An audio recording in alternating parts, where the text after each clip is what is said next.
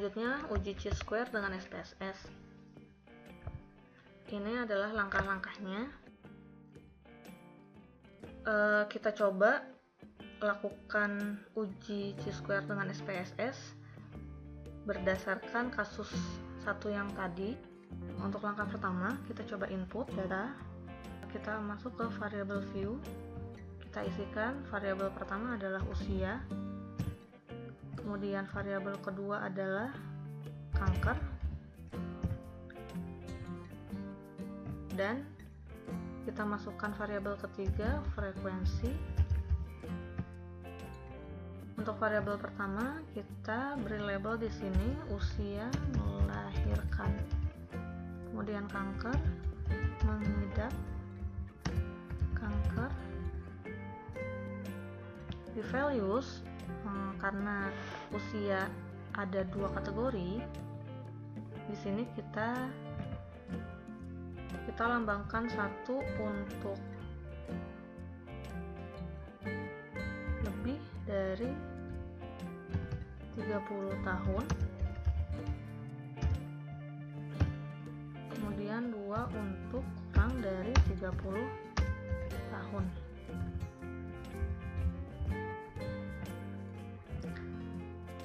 Yang kedua, kanker, kita lambangkan satu untuk kanker dan dua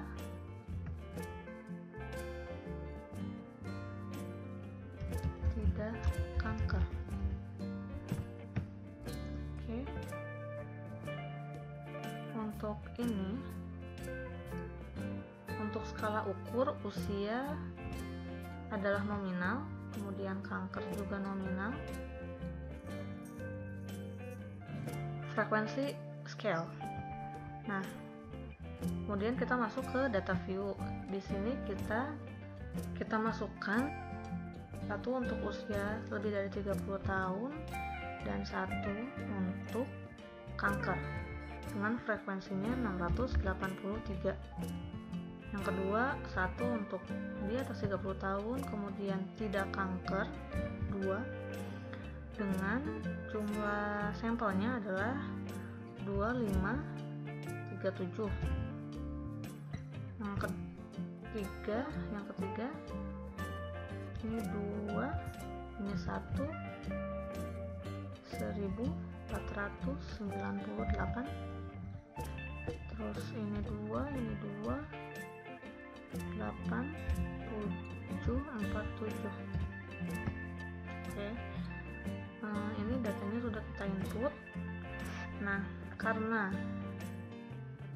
kita akan menganalisis dari data kontingensi, dari data yang berasal dari tabel kontingensi, ini kita masuk dulu ke data, kemudian weight case, sini checklist weight case by. Nah, frekuensinya masuk ke frekuensi variable. Klik OK. Kemudian baru kita masuk ke analisis chi-square-nya. Itu kita masuk ke menu analyze, kemudian descriptive statistik, kemudian cross tabs. Ini untuk usia kita masukkan ke rows. Kankernya kita masukkan ke kolom. Nanti kita pilih statistik. Di sini kita checklist chi-square. Kemudian continue. Oke.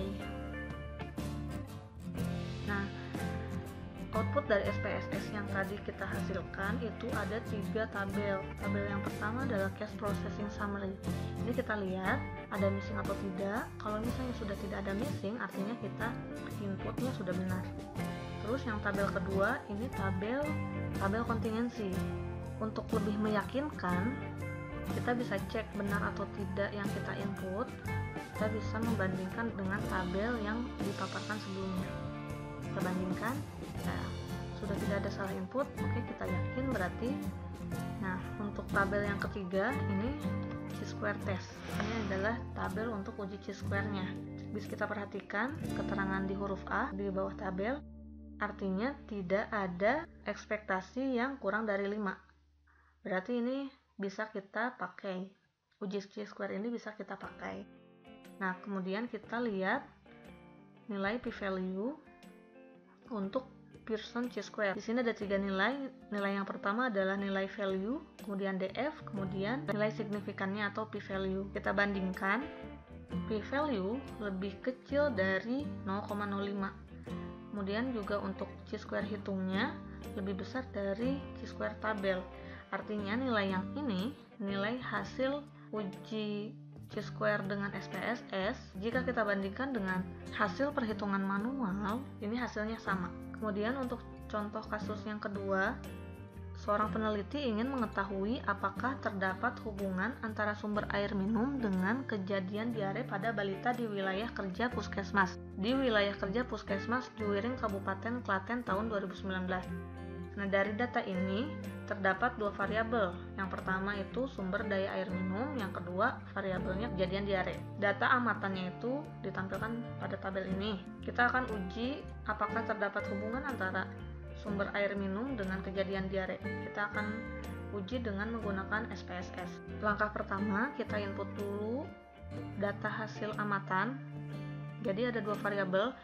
Variabel yang pertama adalah variabel sumber air minum, yang kedua adalah diare. Kita masukkan lagi kayak tadi di variabel view-nya itu, yang air minum itu kita lambangkan 1 untuk terlindung dan 2 untuk tak terlindung. Kemudian kejadian diarenya itu 1 untuk tidak dan 2 untuk iya.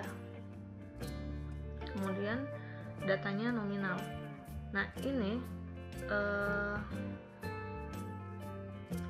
langkah selanjutnya, karena ini dari data mentah bukan dari tabel kontingensi, jadi langkah selanjutnya kita langsung masuk ke analyze descriptive statistic, cross tabs.